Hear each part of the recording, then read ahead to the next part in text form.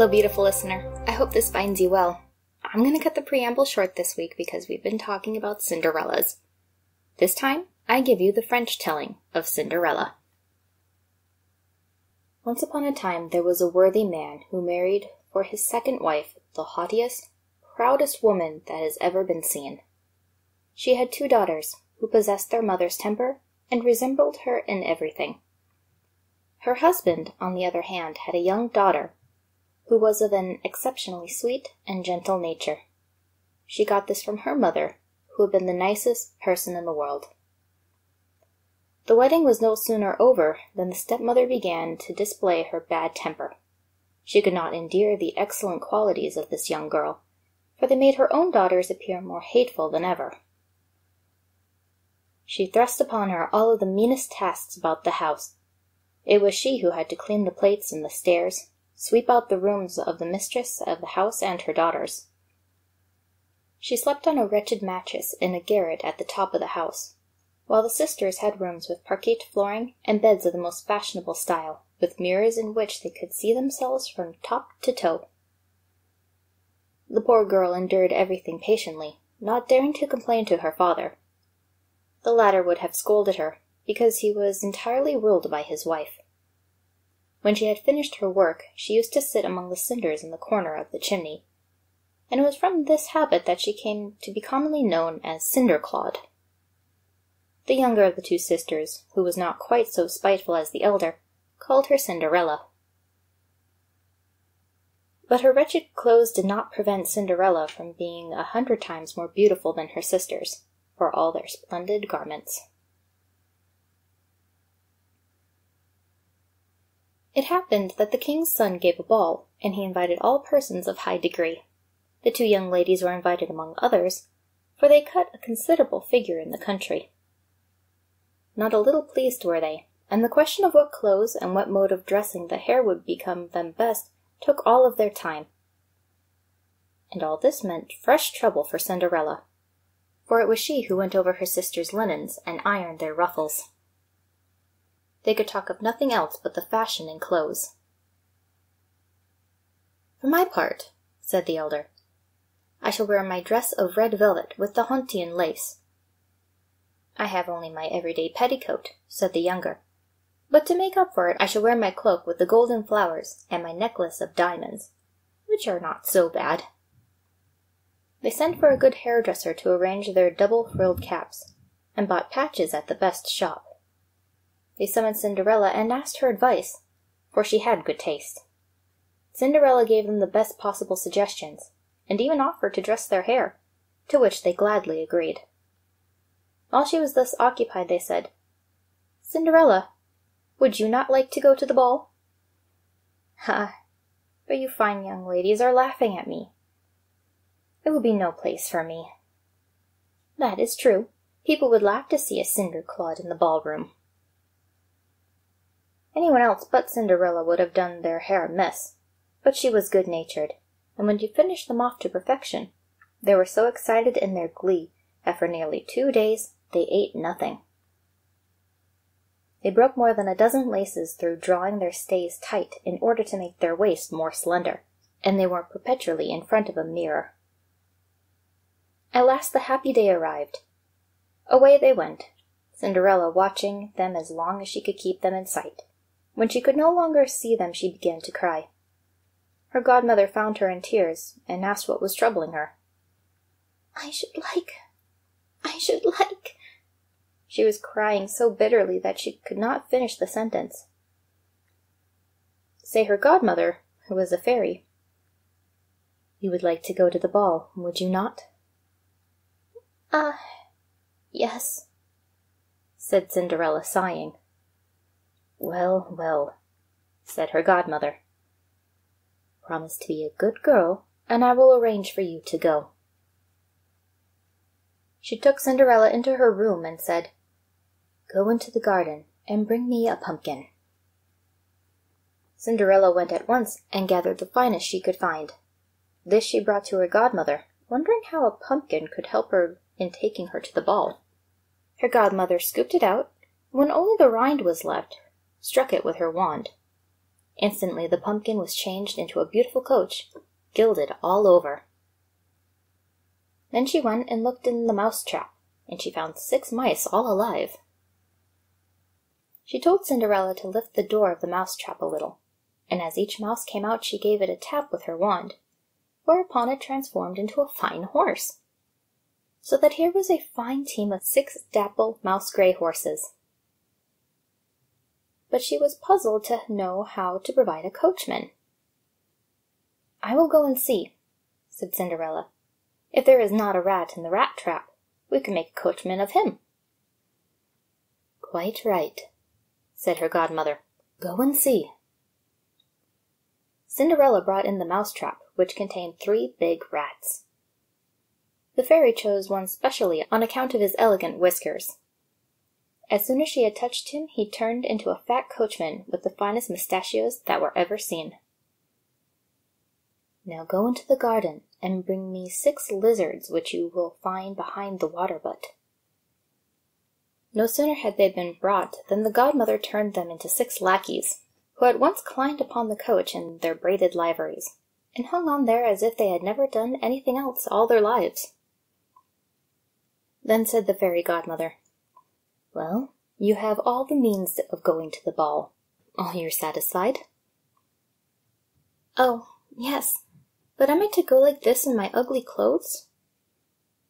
Her godmother merely touched her with her wand, and on the instant her clothes were changed into garments of gold and silver cloth, bedecked with jewels. After that her godmother gave her a pair of glass slippers, the prettiest in the world. Thus altered, she entered the coach.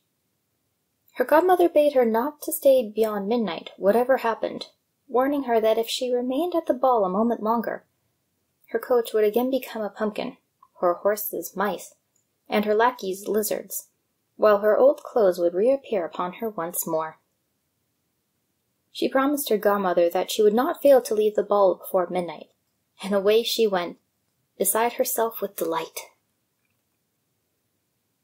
The king's son, when he was told of the arrival of a great princess whom nobody knew, went forth to receive her. He handed her down from the coach, and led her into the hall, where the company was assembled. At once there fell a great silence. The dancers stopped. The violins played no more. So rapt was the attention which everyone bestowed upon the superb beauty of the unknown guest. Everywhere could be heard in confused whispers, "Oh, how beautiful she is!" The king, old man as he was, could not take his eyes off her, and whispered to the queen that it was many long days since he had seen anyone so beautiful and charming. All the ladies were eager to scrutinize her clothes and the dressing of her hair, being determined to copy them on the morrow, provided they could find materials so fine and tailors so clever. The king's son placed her in the seat of honor, and at once begged the privilege of being her partner in a dance. Such was the grace with which she danced that the admiration of all was increased.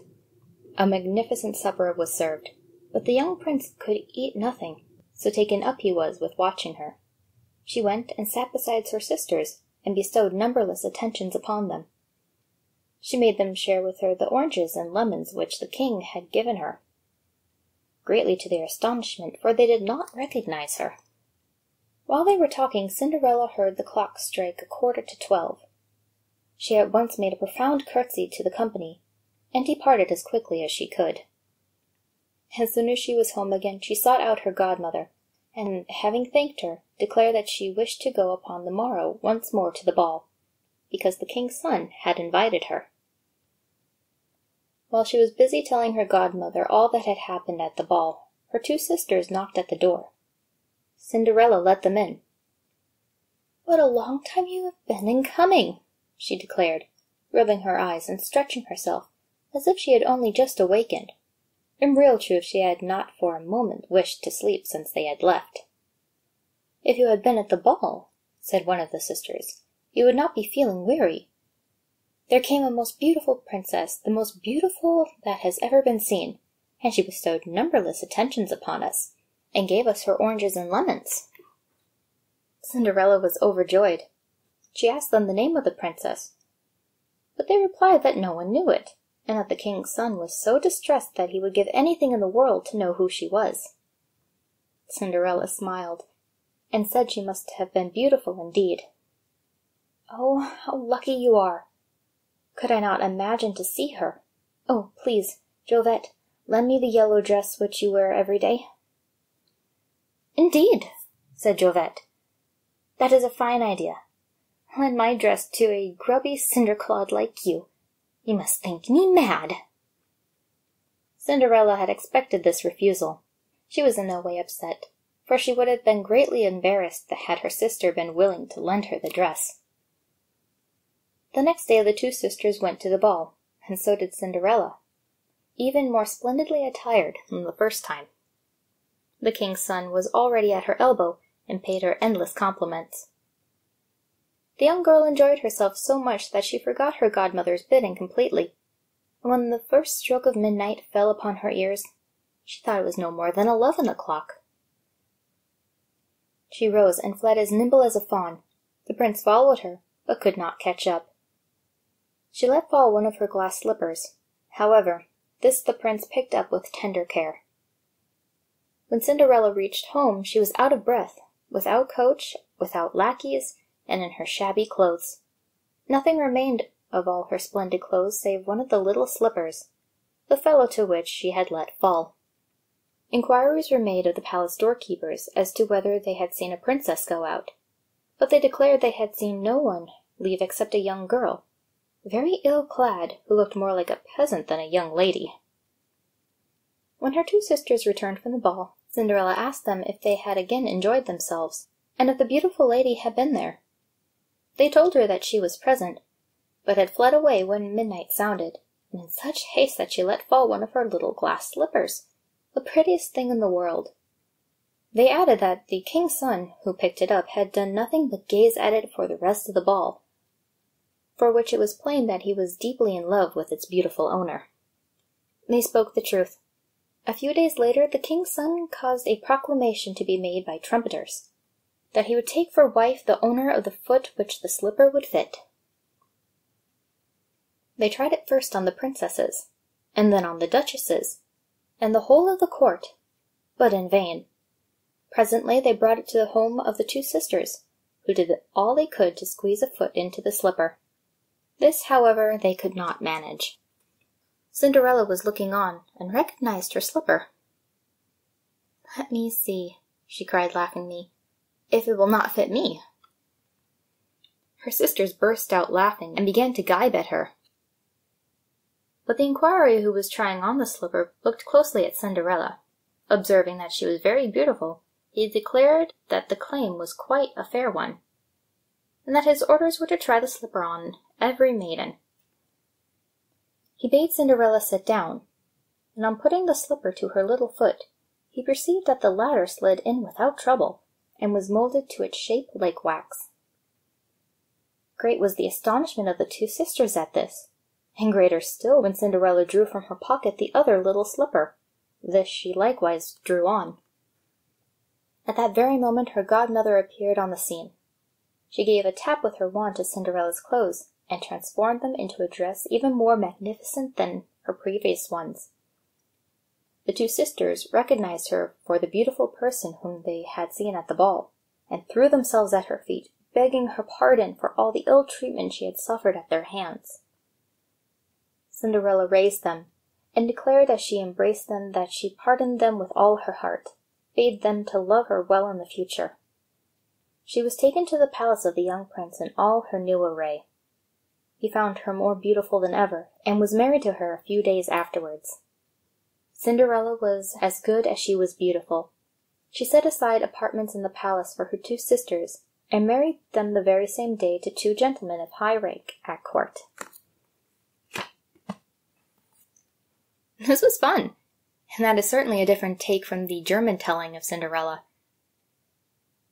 This one they get apartments and good husbands, and in the other one they lose their eyes. I'll let you guys decide in the comments which version you prefer. Beautiful listeners, I'm going to take a week's break. It's important to take care of yourself, and I'm feeling a little bit of burnout, and life is getting busy. Don't worry, I'm going to use this time wisely. and I just might have a surprise for you when I return. In the meantime, feel free to take a look at the playlist on the right, and if you missed last week's video, the German telling of Cinderella, I recommend the video on the left. Beautiful listeners, I will see you in 2 weeks' time.